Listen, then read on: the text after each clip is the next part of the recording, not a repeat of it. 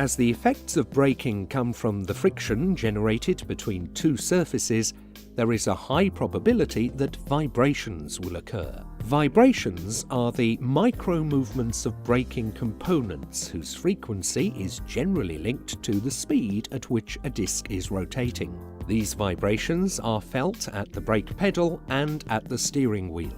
Typical brake vibrations are technically known as cold and hot judder.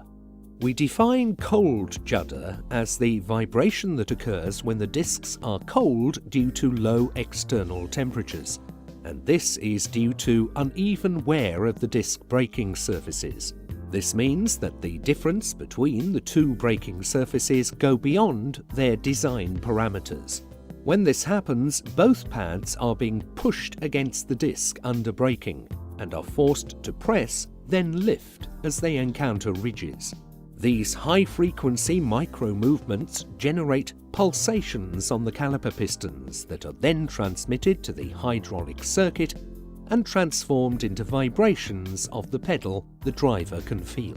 Hot judder, on the other hand, is a type of vibration that initially appears at high temperatures and is created by the formation of dark stains on the disc caused by the transformation of cast iron or by localized deposits of friction material. Under braking, these stains can generate axial pulsations at the pads like cold judder, or sudden variations in the coefficient of friction between the discs and pads.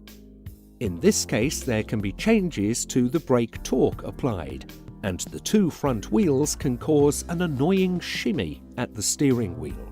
Vibrations can be caused by many factors. Below is a list of the most common of these.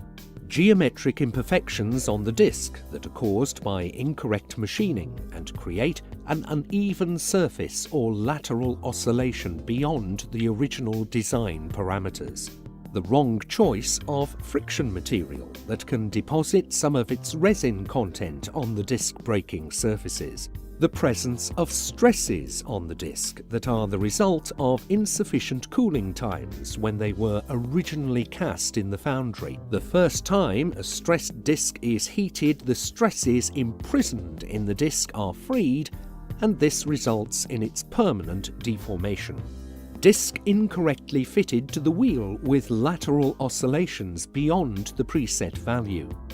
During fitting, it is imperative to check this and to use the manufacturer's recommended torque settings when tightening up the wheel studs.